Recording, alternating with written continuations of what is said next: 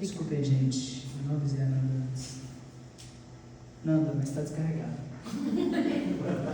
Não, mas vai gravar assim mesmo, porque Tá bom. tem irmãos na salinha, tem Mateus que faltou, Perfeito. tá bom? Perfeito, irmãos. Então, quero mais uma vez chamar a sua atenção. Apocalipse, capítulo 11, verso 15. Assim diz a palavra de Deus, meus irmãos. O sétimo anjo tocou a sua trombeta. E houve fortes vozes nos céus que diziam: o reino do mundo se tornou do nosso Senhor e do seu Cristo. Ele reinará para todo sempre. Os 24 anciãos que estavam assentados em seus tronos diante de Deus prostraram-se sobre os seus rostos e adoraram a Deus, dizendo: graças te damos, Senhor Deus Todo-Poderoso, que és e que eras, porque assumiste o teu grande poder e começaste a reinar. As nações se iraram e chegou a tua ira. Chegou o tempo de julgares os mortos e de recompensares os teus servos, os profetas, os teus santos, os que temem o teu nome, tanto pequenos como grandes, e destruir os que destroem a terra. Então foi aberto o santuário de Deus nos céus. Ali foi vista a arca da sua aliança. Houve relâmpagos, vozes, trovões e um terremoto e grande temporal de granizo. Deus bendito e santo, nós estamos diante da tua maravilhosa palavra. Senhor, que nesses próximos minutos nós possamos fazer como Maria, nos assentar aos pés da tua palavra para ouvir do Senhor. Nos ajude a escolher a boa parte, Senhor. Que nós tenhamos ouvidos para ouvir o que o Espírito diz às igrejas. Me dê clareza, fidelidade na exposição da tua palavra, que eu possa ser fiel à tua palavra e que os meus irmãos possam recebê-la com fé. Nós precisamos do teu auxílio e nós oramos em nome de Cristo, nosso Salvador. Amém. Meus irmãos, imagine que você está diante de uma proposta irrecusável. Um banco de 2 milhões, um banco avaliado em 2 milhões, é oferecido por você por apenas 5 mil. Que proposta irrecusável! O que você faria? Você não precisava de ter os 5 mil, mas você venderia o seu carro. O banco vale 2 milhões. Ele está sendo oferecido por 5 mil. Você faria tudo para comprar aquele banco. Agora, imagine que esse banco, avaliado em 2 milhões, é um banco do jogo, banco imobiliário. Ele é avaliado em 2 milhões dentro da moeda do banco imobiliário. E aquilo que parecia uma proposta irrecusável, ela agora é uma piada. Você não vai fazer isso mais. E por que você não vai fazer isso? Porque o jogo vai acabar. Aquele banco que você é poderoso, quando o jogo acabar, todas as peças vão ser levadas de volta para o tabuleiro e acabou. Você já não é mais um milionário. Não dá.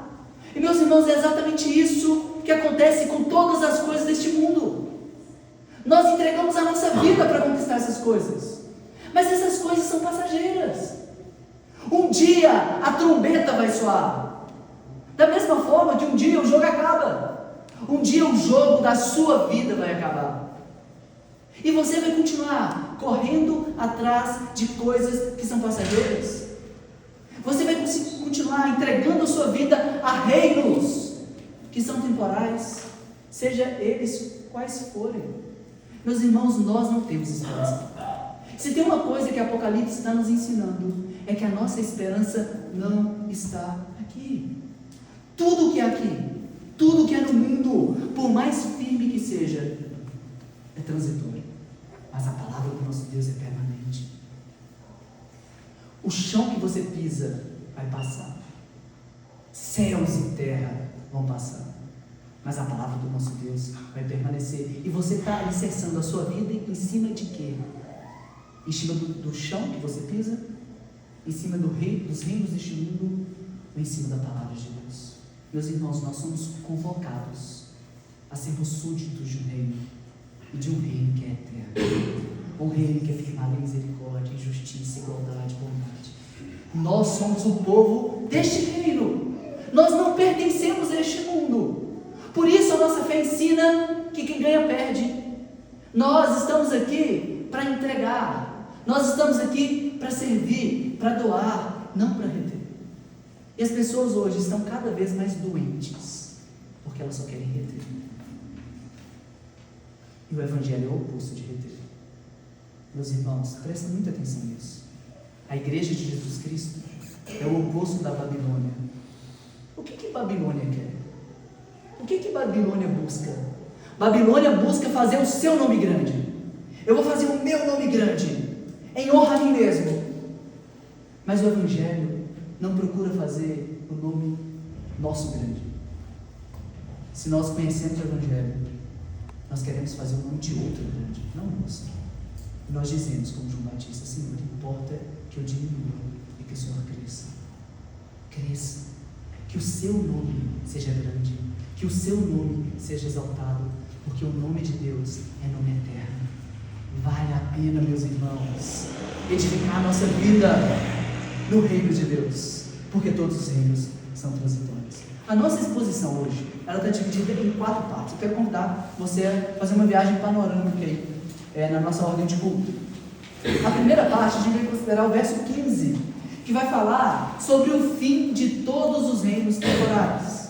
A segunda parte, na página 5 da ordem de culto,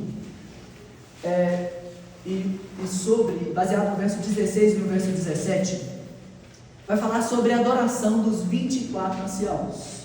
O verso 18, e a terceira parte do nosso sermão, vai falar sobre a ira das nações e o juízo de Deus sobre as nações. E a última parte, na página 6 da ordem de culto, vai falar da consumação de todas as coisas. E esse aí vai ser o nosso roteiro hoje. Mas antes de nós iniciarmos, é muito importante que você tenha em mente tudo o que está acontecendo com as trombetas, porque afinal de contas, essa é a 7ª trombeta. As 4 primeiras trombetas, elas trouxeram juízos de Deus sobre a natureza. E quando as 4 trombetas começam a ser descritas, a gente assusta, porque começa a dizer o seguinte: a primeira trombeta soou e 1/3 das árvores, das relvas foram destruídas. 1/3. Depois tocou uma segunda trombeta e 1/3 das águas, das embarcações, das águas salgadas receberam juízo. Toca a terceira trombeta, 1/3 da água doce recebe juízo. Toca a quarta trombeta, 1/3 do sol e da lua perdem o seu brilho. E a gente fica, imagine o nível desse juízo. Só que o que isso quer dizer para a gente, como nós já consideramos? Que o juízo de Deus é um juízo que vem com misericórdia. Deus não vem logo trazendo todo o juízo, mas Ele vem quebrando este mundo, para que a gente tire as esperanças deste mundo, para que o nosso coração não esteja nesse mundo. E o juízo de Deus vem, só que é um juízo parcial, 1/3. Ou seja, grande parte não foi afetada, 2/3 não foram afetados. Então Deus vem trazendo o seu juízo para a humanidade, porque o juízo de Deus vem junto com misericórdia, para que o povo acorde para a vida. E é assim que Deus tem feito. Nós vivemos em um mundo que está sob o juízo de Deus, mas esse juízo está misturado com a misericórdia de Deus, porque Deus ainda espera e convoca todos a se arrependerem e viverem de modo digno do Evangelho. Então o juízo ele vem de forma parcial. Só que quando acaba a 4ª trombeta, aí nós vemos algo que nos assusta. Uma águia diz com grande voz, com voz de trovão, ela diz o seguinte: ai da terra por conta das 3 últimas trombetas que estão para tocar. Porque as 3 últimas trombetas revelarão juízo não mais indireto ao homem, porque se a natureza sofre, nós sofremos também, mas é um juízo indireto. Mas agora as trombetas trarão juízo de forma direta ao homem. Então a 5ª trombeta toca o primeiro ai e fala assim, tem 3 ais. A primeira trombeta toca, então vem do abismo um anjo, e nós vimos lá sobre a conversa de Jesus com o Gadareno, o que seria esse abismo. Os demônios falam para Jesus: não nos mande para o abismo. Então sim, há força demoníaca no mundo, mas Deus ainda restringe essa força demoníaca. Ele segura alguns demônios no abismo, ele prende no abismo. Mas haverá um momento onde que esses demônios serão soltos. Só que tem algo incrível, gente. Porque esses demônios, que são como escorpiões, e a gente viu lá na descrição deles, eles não podem causar dano àquele que tem a marca na testa. Não é a marca da besta, a marca do cordeiro. Porque no capítulo 7, os seguidores de Deus foram marcados na testa. Eles renovaram a sua mente, eles confiam em Cristo agora, né? E agora, o demônio, ele pode se levantar contra nós, mas ele não pode nos destruir. Deus tem o controle de todas as coisas. Então vem a sexta trombeta, trazendo mais juízo da parte de Deus, e agora a sétima trombeta, o último ai. E se você olhar no versículo anterior, o versículo 14, olha o que diz: o segundo ai já passou, e o terceiro virá em breve. E nós vimos que esse último ai é quando as testemunhas que representam a igreja são mortas, mas elas ressuscitam e elas são arrebatadas ao céu. Os inimigos da igreja se levantam contra a igreja, matam a igreja, mas a igreja vence a morte, ressuscita dentre os mortos, é arrebatada, e agora acabou. Agora todas as coisas vão ser consumadas, Cristo virá, o terceiro ai virá em breve, é o que diz o verso 14. E nós lemos no verso 15 exatamente o terceiro ai, a sétima trombeta. E o que nós lemos? O sétimo anjo tocou a sua trombeta, e houve fortes vozes nos céus que diziam: o reino do mundo se tornou do nosso Senhor Jesus Cristo, e Ele reinará para todo sempre. Meus irmãos, a primeira coisa que acontece é que vozes no céu, e a construção grega é muito interessante aí, porque a ideia é de muitas vozes, milhares de vozes, vozes diferentes, e a gente pode entender que são todos aqueles que estão em cena até agora, os anjos, os homens, os remidos, todos. A igreja que acabou de ser arrebatada, vozes no céu. Então, quando a igreja subir, em um só evento, tá, gente? Eu não consigo desconstruir o dispensacionalismo aqui. Mas, uma coisa é clara: Jesus não vai voltar 3 vezes, tá? Ele vai voltar uma única vez. E quando Cristo voltar, a igreja sobe com Cristo e Ele julga as nações. É isso que acontece, é um evento. Então, depois que a igreja sobe com Cristo, o sétimo anjo toca a sua trombeta. E quando o sétimo anjo toca a sua trombeta, houve fortes vozes do céu. Todos nós, um dia, diremos: o reino do mundo se tornou do nosso Senhor e do seu Cristo, e Ele reinará para todo sempre. Meus irmãos, é isso que nós ansiamos como igreja. É isso que nós esperamos, que todos os reinos sejam subjugados pelo nosso Cristo. Nós cantaremos isso: o reino do mundo se tornou. Agora, o reino do mundo pertence ao nosso Cristo. Eu quero que você acompanhe a leitura de um desenvolvimento dessa verdade que eu coloquei na página 4 pela ordem de culto. Meus irmãos, nós diremos um dia que todos os reinos do mundo se tornaram do nosso Cristo. Eu quero que você pense um pouco na realidade do nosso mundo, na realidade desses reinos que nós labutamos muitas vezes por eles, né? Olha só, página 4, amém? Vocês estão me acompanhando? Pense na realidade sombria do nosso mundo, a desigualdade que divide os ricos e os pobres, a injustiça que corrompe as instituições, a opressão que silencia os vulneráveis, o racismo que separa os povos, a prostituição e o adultério que desumanizam, os estupros que violam a dignidade, a mentira que engana, a inveja que corrói. Vivemos em uma era marcada pela degradação moral e social. Agora, contraste essa realidade com a visão gloriosa de um reino onde tudo isso acabou.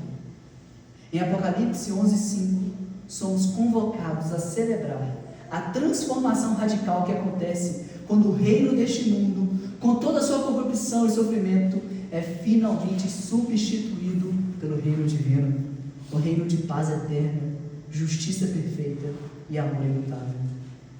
O hino desse versículo celebra a conquista definitiva de Deus sobre os reinos deste mundo e inaugura uma nova era, onde a paz, a justiça, a harmonia prevalecem. Não há mais injustiça, dor ou opressão. Meu irmão, deixa eu te perguntar: você anseia por este reino? Está verdadeiramente comprometido com ele? Seu coração foi tomado por essa esperança? Ou há outras esperanças que dominam sua vida? Outros projetos que consomem sua atenção, suas forças e sua energia? Você ainda confia em utopias políticas, sejam nacionalistas, conservadoras ou progressistas, para transformar sua realidade e fazer da sua nação um exemplo para o mundo? Não, meus irmãos. Como cristãos, nossa cidadania foi conquistada por outro reino. Somos súditos do Rei Jesus e somos chamados a desejar o estabelecimento desse reino acima de qualquer coisa. Coloque nele a sua esperança, anseie por ele, trabalhe e ore para que ele se manifeste. Todos os reinos desse mundo serão subjugados pelo Rei dos Reis, pelo Senhor dos Senhores. Meus irmãos, essa é uma verdade muito clara. Todos os reinos que nós batalhamos serão subjugados. Toda a esperança que nós temos, que não seja no Senhor Jesus, toda a esperança que temos afora dele, coisas que nós devotamos no nosso coração, coisas que nós devotamos no nosso tempo, utopias que nós entregamos e achamos o seguinte: se isso acontecer, o mundo vai ser um mundo melhor. Tudo isso vai acabar. Essas coisas não podem nos dar redenção. Mas, meus irmãos, há um outro reino. Nós esperamos por um outro reino. E este reino é um reino eterno. Então eu quero convidar você a batalhar por este reino, a acreditar nesse reino. Quantos de nós desdenham da igreja? Meus irmãos, não há coisa mais linda que a igreja. A igreja de Cristo é o corpo de Cristo. A igreja de Cristo é o reino de Deus acontecendo aqui e agora. Nós precisamos de ver isso. Nós precisamos de batalhar para ver o reino de Deus acontecendo no nosso meio. Eu costumo brincar com os irmãos, é muito verdade isso. Qual que é a estratégia de crescimento da IBR? Qual que é, irmãos? Vamos fazer um grande evento? Não. A nossa estratégia de crescimento é a estratégia de Jesus, que ele nos deu em João capítulo 17. Jesus diz o seguinte: Pai, eu peço e eu oro por aqueles que vão crer em mim um dia. Somos nós, amém? E eu peço para que eles sejam, assim como eu sou um contigo, que eles sejam um comigo, para que o mundo creia que tu me enviaste. Eu te pergunto, como a gente quer que o mundo creia se a gente não vive em unidade, irmãos? Nós precisamos de viver os valores do reino aqui e agora. Nós estamos brincando de igreja. A igreja de Cristo é gloriosa. A igreja de Cristo é um reino que não vai passar. E nós somos súditos desse reino, que é o reino eterno. Um reino que tomou o nosso coração. Um reino que nós colocamos a nossa esperança. Um reino pelo qual nós trabalhamos, pelo qual nós oramos, pelo qual nós acreditamos. Um reino que nós dedicamos a nossa vida, que nós nos envolvemos, que nós conhecemos o reino. Mas como queremos fazer parte de um reino que não conhecemos? Como queremos fazer parte de um reino se outros reinos tomam conta do nosso coração? E a mensagem de hoje é uma só: os reinos desse mundo serão subjugados. E é um reino que é um reino eterno. Nós devemos confiar a este reino no nosso coração. A segunda parte, meus irmãos, da nossa mensagem fala sobre a adoração. A adoração dos 24 anciãos está no verso 16 e verso 17, na página 5 da ordem de culto. Olha o que aconteceu. Uma vez que o anjo tocou a sua trombeta. É interessante o paralelo que há entre o sétimo selo e a sétima trombeta. Quando o sétimo selo foi aberto, o que nós tivemos? Quando o sétimo selo foi aberto, houve silêncio no céu, durante meia hora. Interessante, né? Porque em Apocalipse, até então, nós vimos muitas coisas acontecendo, coisa acontecendo, e quando o sétimo selo é rompido, silêncio. E o que o silêncio do sétimo selo significa? Consumação de todas as coisas. Os reinos deste mundo foram dados ao nosso Deus. Só que aqui nós vemos a mesma história de um outro ângulo, que não haverá apenas silêncio eterno. O silêncio foi meia hora. Haverá louvor eterno, adoração eterna. Olha o que acontece. Depois que o anjo toca a sua trombeta, depois que as vozes nos céus dizem que o reino do mundo se tornou do nosso Senhor e do seu Cristo, e Ele reinará para todo sempre. Meus irmãos, Ele reinará para todo sempre. O que acontece? Verso 16. Os 24 anciãos, que estavam sentados em seus tronos diante de Deus, prostraram-se com rostos e adoraram a Deus, dizendo. Então, a primeira coisa que nós vemos é o que nós acabamos de cantar, né? Nós cantamos na música Digno de Tudo, nós cantamos: Os anciãos se rendem as suas coroas ao Cordeiro e eles cantam. Né? Nós vemos exatamente isso aqui acontecendo. Os anciãos se prostrando diante de Deus. E nós vimos, quando nós consideramos o capítulo 4 de Apocalipse, quem são os anciãos. E nós vimos que é muito difícil associar eles ou com, como normalmente é feito, né, com os 12 apóstolos e os 12 patriarcas de Israel. Não, muito provavelmente eles são anjos, seres celestiais. E eles louvam a Deus porque Deus os fez. No capítulo 4, Deus, bendito é o teu nome porque o Senhor fez todas as coisas. O Senhor fez coisas inimagináveis, coisas tão grandiosas, tão maravilhosas. E esses seres que são narrados para nós como tendo tronos, estando diante de Deus, na mais alta hierarquia celeste, esses seres, todos eles se prostram sobre os seus rostos. Eles se lançam. Como nós vimos no capítulo 4, né, eles lançam as suas coroas aos pés do Cordeiro. Isso de forma ininterrupta. É isso que acontece nos céus. A adoração eterna pela beleza do nosso Deus. Meus irmãos, nosso Deus é belo. Nosso Deus é digno de glória. Nosso Deus é digno da nossa vida. Porque Ele não só nos fez, mas Ele também nos redimiu. Ele não só nos fez, mas Ele nos comprou. Nós pertencemos ao nosso Deus. E nós entregamos a Ele. Essa é a nossa vida. Ele dá. E tudo que Ele nos dá, nós devolvemos para Ele. Por isso que o pecado é tão terrível.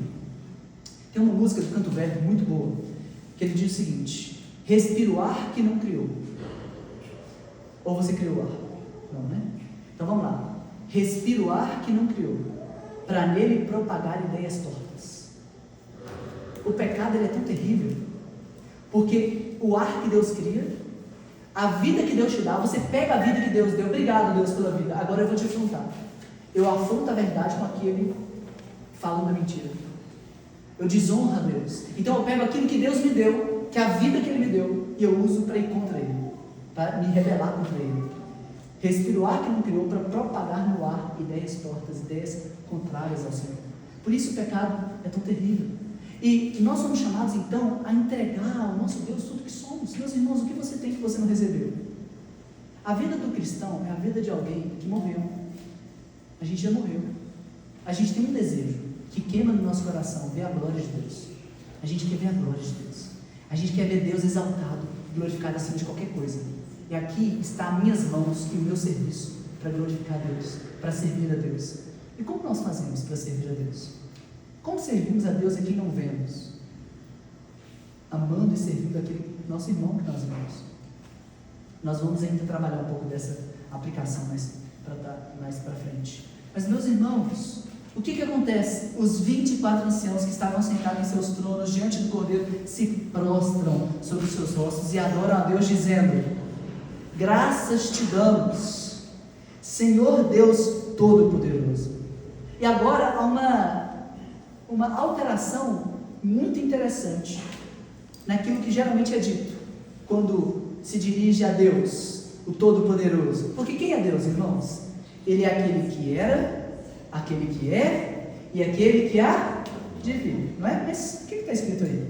Graças te damos, Senhor Deus Todo-Poderoso, que és e que eras. Ele corta o que há de vir. E por que ele corta o que há de vir? Porque aquele que há de vir veio. Ele já veio, ele já estabeleceu seu reino. O reino pertence ao nosso Deus. E quando aquele que há de vir vier, o que sobrará do mundo? Sobrará duas coisas: juízo e recompensa. Juízo e galardão. Uma inversão completa dos valores deste mundo. Aqueles que perderam vão ganhar. Aqueles que morreram vão viver. E aqueles que viveram vão morrer. Aqueles que viveram para si serão destruídos. Aqueles que procuraram ganhar e reter, não terão. Porque todas as coisas passarão. Todas as coisas deste mundo, todos os bens passarão. Mas aqueles que encontraram um único tesouro, aquele que era um bom negociante, que negociava boas pérolas, e achou uma grande pérola de valor, e foi pelo gozo dele. Ninguém pediu, ele foi e vendeu tudo para comprar aquele campo. Meus irmãos, esse é o Evangelho. E eu quero perguntar: você conhece o Evangelho? Você está no Evangelho? Por que esse é o Evangelho? Todos nós vivíamos como ovelhas desgarradas, cada um se desviava pelo seu caminho. Nós vivíamos para nós mesmos com os nossos próprios projetos. Depois, no momento do café, a gente pode contar os nossos projetos tolos. de alegria e redenção. E as pessoas querem, eu quero ser feliz, e eu vou ser feliz se eu tiver isso. Então elas trabalham e alcançam isso, e elas então não estão felizes. Porque felicidade só se encontra à destra daquele que nos criou, que nos redime, que nos conhece. Meus irmãos, não compre a ideia torpe do mundo de que você vai ser feliz à parte do Cordeiro. Agostinho, nas Confissões, ele tem uma frase maravilhosa. Ele diz o seguinte: como que pode haver vida feliz onde nem sequer existe vida? De novo, mais uma vez. Como que pode haver uma vida feliz, uma vida plena, onde que não existe vida? Cristo é a vida. A parte do Cristo não tem como você ter vida feliz. Abandone os seus projetos de felicidade e coloque em Deus a sua esperança. Nele a sua alegria, nele o seu gozo. E ainda que você perca tudo, você tem o Cristo. E o Cristo é mais do que tudo. O Cristo é mais valioso que todas as coisas. Meus irmãos, há valor na face de Cristo. Será que a gente crê nisso, irmãos? Será que a gente crê no que a gente fala? Que Cristo é mais valioso que todas as coisas? Que vale a pena perder o mundo? Que vale a pena ser queimado? Que vale a pena entregar, perder, para alcançar Cristo? O apóstolo Paulo diz isso. Porque eu perdi todas as coisas para a excelência do conhecimento de Cristo Jesus, meu Senhor, e as considero como refúgio para que possa alcançar Cristo. Meus irmãos, todo preço é pouco para ser pago, para a gente ter mais Jesus, mais dele, da presença dele. Será que a gente está lutando por piedade, por mais presença de Deus? Ou será que a gente está vivendo um cristianismo de Instagram, um cristianismo de aparência? Como que é o seu cristianismo? Meus irmãos, a trombeta soará. E quando a trombeta soar, a última trombeta soar, tudo vai se virar de cabeça para baixo. Aquele que está ganhando vai perder, e aquele que está perdendo vai ganhar. E aí eu quero perguntar a você está disposto a perder? Porque isso é vida na igreja. Deixa eu te dizer o que é vida de uma igreja. A igreja existe para entregar. Porque a igreja é o corpo de Cristo, e Cristo veio para entregar, para servir, e não para ser servido. Jesus veio dar a sua vida, e os discípulos de Cristo que fazem parte da igreja fazem o quê? Entregam. E é isso que a gente vai fazer.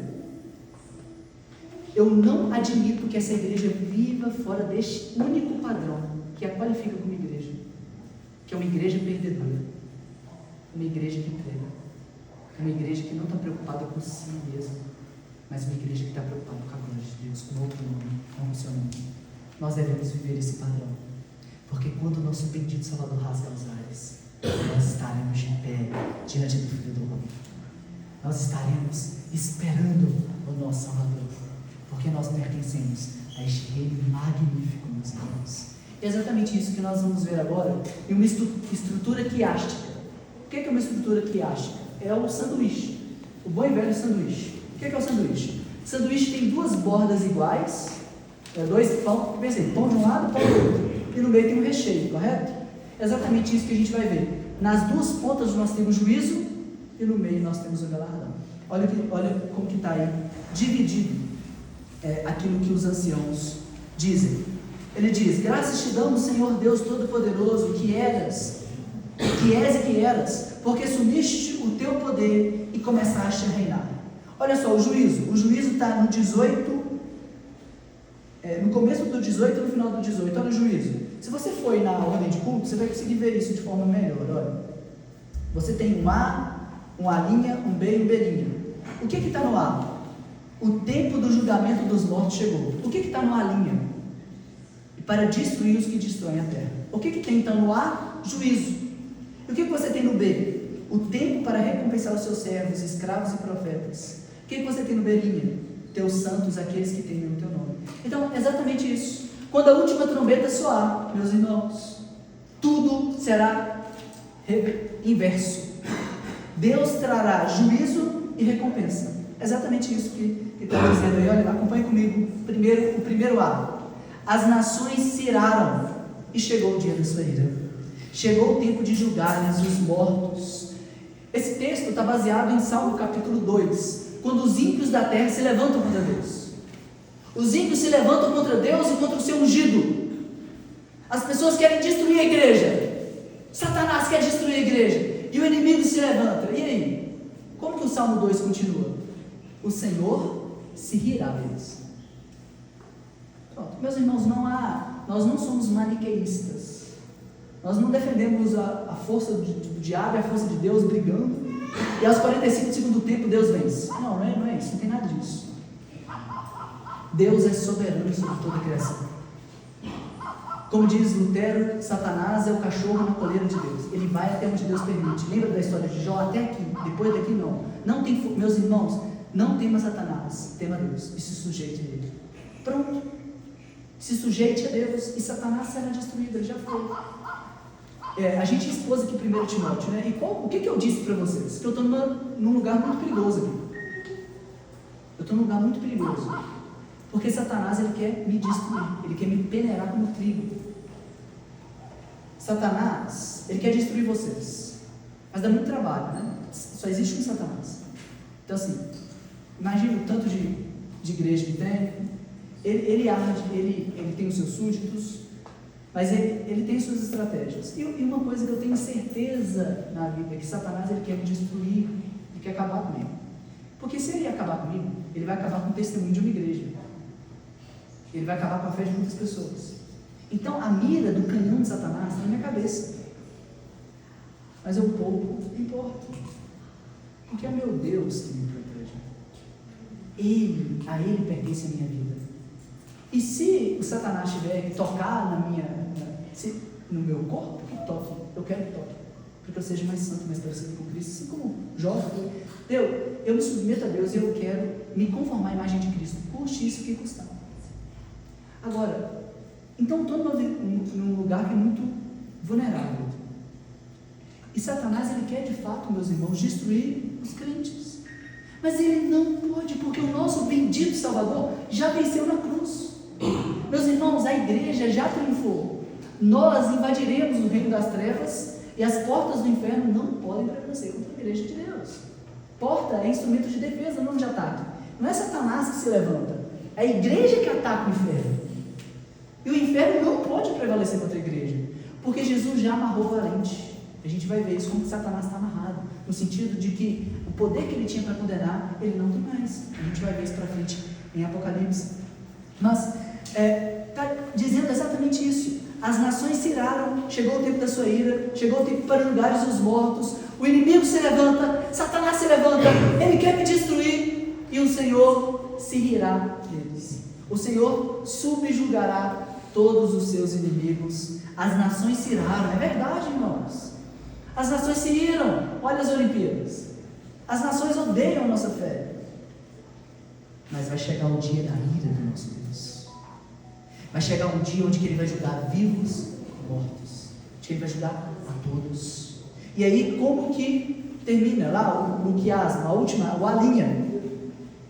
E de destruir todos que destroem a terra. Então, todos aqueles que destroem a terra serão o quê? Destruídos. Meus irmãos, precisamos temer? Ou nós podemos lutar numa causa que é uma causa ganha? Nós podemos descansar. E agora, há uma promessa para a gente. Então, meus irmãos, quando a trombeta soar, haverá o quê?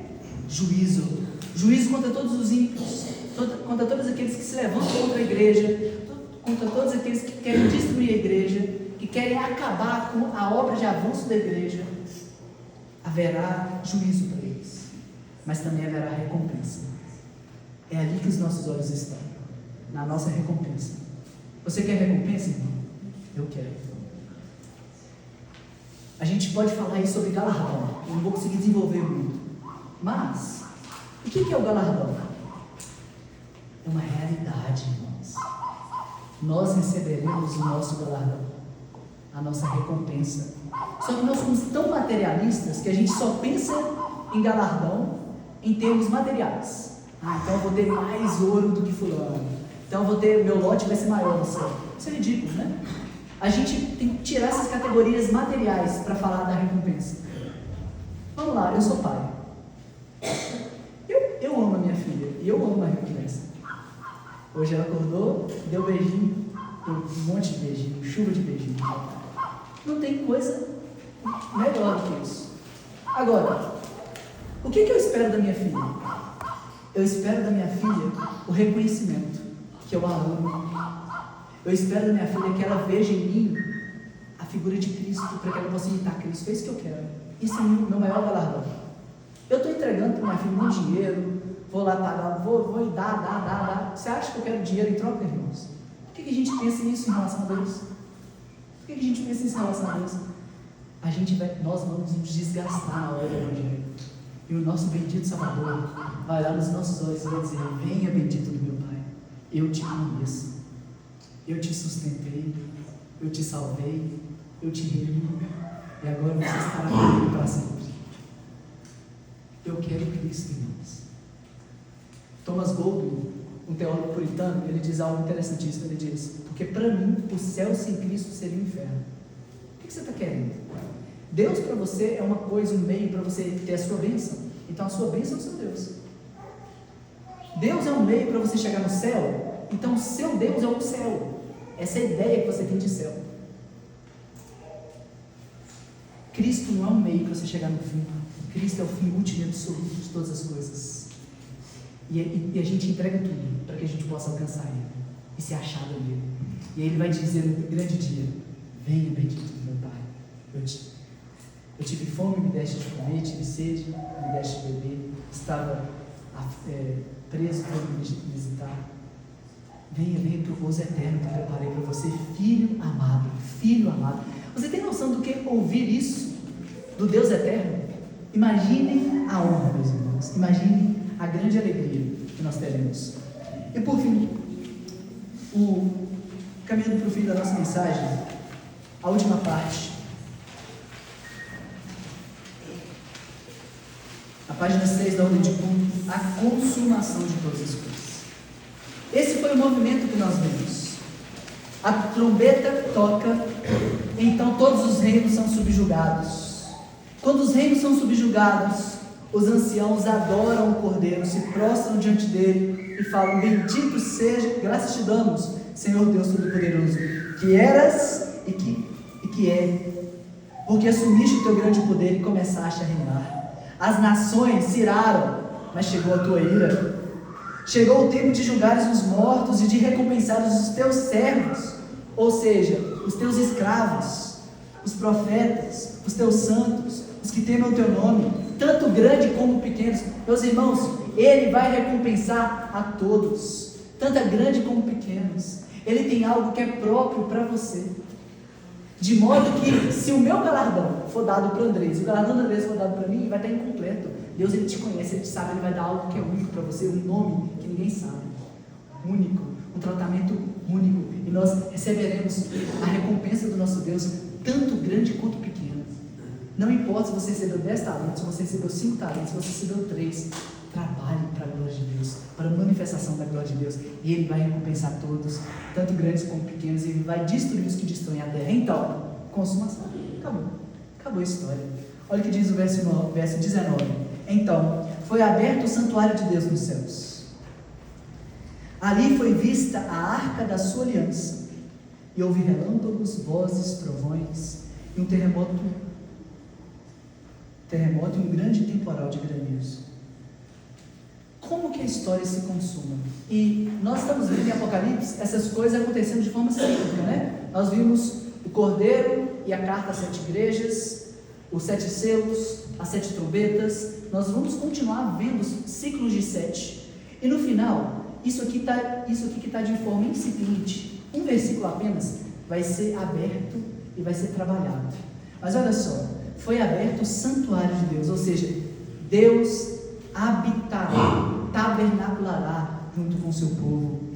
E ali foi vista a arca da sua aliança. O que era a arca da aliança? A arca da aliança representava a presença de Deus, e ela tinha 3 coisas dentro dela.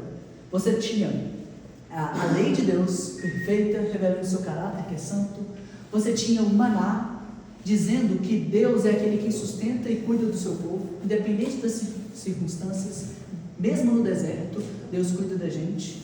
E o cajado de Arão florido, mostrando que Deus também dá líderes para o seu povo, e Ele é o líder supremo do seu povo. No fim das contas, meus irmãos, quando todas as coisas se consumarem, é dito que a arca da aliança estará, ou seja, a presença perfeita do nosso Deus estará conosco. Nós não teremos mais necessidade da luz do sol, porque o Cordeiro será a nossa luz. Está vendo? Isso que está sendo dito, vai ser dito lá na frente, é um desdobramento dessa realidade. Olha o que diz em Apocalipse capítulo 21. Eu vou abrir, eu não vou ler só o canal do título, não. Apocalipse 21, verso 3 a 5, para a gente caminhar para a última aplicação. A arca da aliança está junto com o seu povo. Apocalipse 21, pode ser do 1 ao 5. Deus estará no meio do seu povo quando a última trombeta soar. Esse aqui é um desenvolvimento daquilo que nós acabamos de ouvir. Então vi novos céus e nova terra, pois o primeiro céu e a primeira terra já tinham passado e o mar já não existia.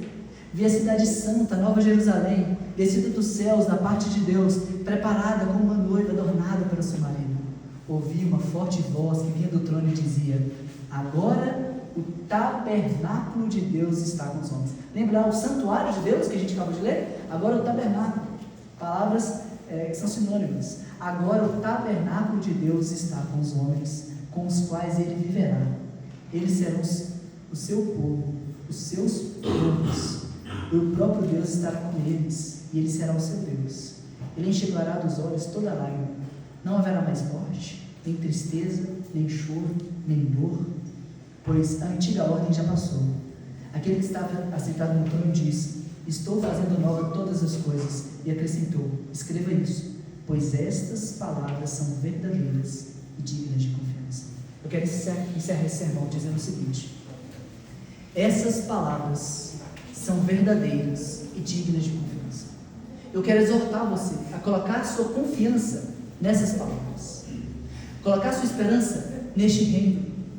Eu quero convidar você a deixar de ser tolo, a parar de colocar esperança em ser um milionário no banco imobiliário, achar que aqui está algo que pode ser eterno e construir sua casa sobre a areia, porque virá a chuva, os trovões e vão bater contra a sua casa.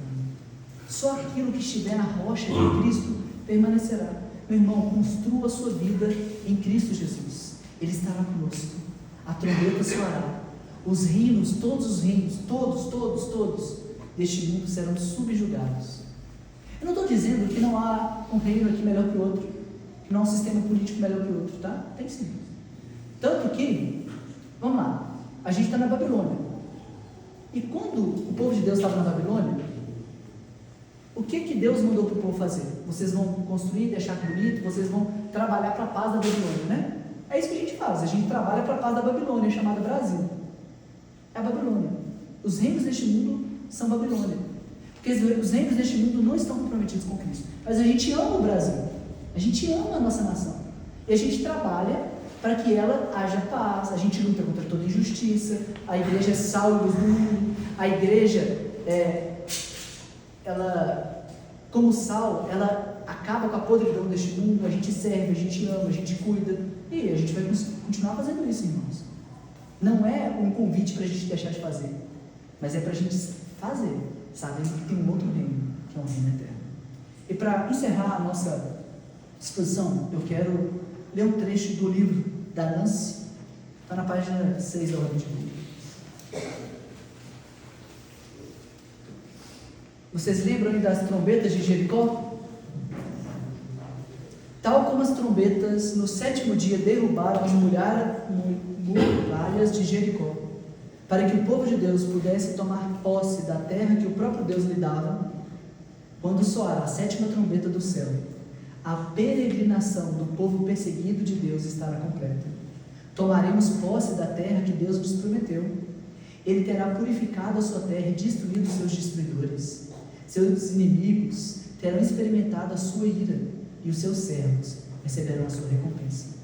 A arca da sua aliança, que no Antigo Testamento sempre representou a sua presença, estará no seu templo. Em outras palavras, ele virá habitar no meio do seu povo. Todos aqueles que tiverem ignorado os avisos, que houverem se enfurecido contra o Deus do céu e endurecido o coração contra o Deus da graça, que tiverem rejeitado e procurado silenciar o Evangelho da graça declarado pelo povo de Deus, receberão final e plenamente o que merecem. E todos que tiverem se submetido ao Rei Jesus entrarão na bênção que Jesus merece. Não que nós merecemos, mas que Jesus merece, mas que nos foi concedida pela graça. Meus irmãos, essa é a história de Apocalipse. Essa é a história da Bíblia, essa é a história do cosmos, essa é a sua e a minha história. A gente está num mundo manchado pelo pecado, mas o nosso Cristo veio, redimiu esse mundo, redimiu e comprou para si um povo, e Ele virá. E a nossa esperança, é aquilo que a gente celebra aqui todos os domingos, que nós vamos celebrar agora, é que o nosso bendito Salvador veio, morreu por nós, ressuscitou o terceiro dia, subiu aos céus, está sentado à direita de Deus Pai Todo-Poderoso, onde há de vir julgar vivos e mortos. É isso que nós cremos, nós esperamos. Todas as vezes que nós participamos da ceia, nós anunciamos a morte do Senhor até que Ele venha, e nós faremos isso até que Ele venha, até que Ele venha nos redimir e nos dar um galardão que é eterno, preencher toda a nossa tristeza com alegria, toda a nossa luta com paz, toda a nossa angústia, toda a nossa tristeza, todo o nosso sofrimento com o reino, que é um reino eterno, um reino maravilhoso. Eu quero perguntar mais uma vez: você anseia por este reino? Você é súdito deste reino? Vamos celebrar, meus irmãos. Vamos juntos agradecer a Deus por tanta beleza que há no Evangelho, que os nossos olhos possam ver, que a gente possa viver de acordo com o Evangelho, ajudando uns aos outros, fortalecendo uns aos outros, até que Ele venha. Vamos orar para que o nosso Deus nos redima de forma perfeita e final. Vamos orar para que a sétima trombeta soe, irmãos. Quero convidar você a curvar sua cabeça e nós vamos orar juntos.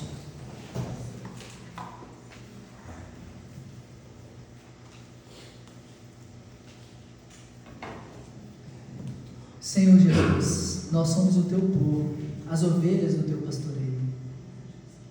Como nós temos sido tolos, muitas vezes, ao colocar nossa esperança em coisas e reinos que são passageiros. Ó Deus, nós sabemos que o jogo vai acabar e que a trombeta vai soar. Nos dê a graça da coerência, de vivermos de forma coerente com a fé que nós recebemos. Ó Jesus, nos santifique. Você, que nosso bendito e santo Deus, que já nos justificou, nos santifique.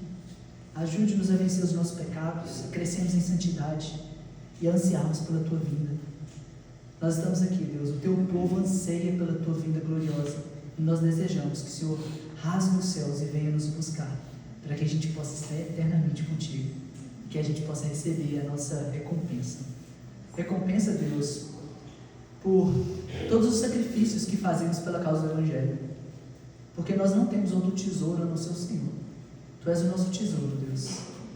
Venha até nós e nos dê mais do Senhor mesmo, porque Tu és a nossa recompensa, Jesus. Obrigado, Deus, pela ceia que nós vamos participar agora.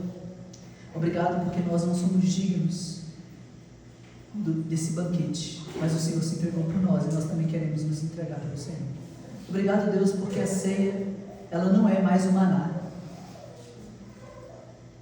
mas é o corpo do Senhor, que dá vida eterna para todo aquele que come com fé. Obrigado, Jesus, nós te amamos, nós te bendizemos, te adoramos. Aplica essa palavra no coração dos meus irmãos e nos ajude a viver de forma coerente com tudo que ouvimos. É o que nós pedimos em nome de Cristo, nosso Salvador. Amém.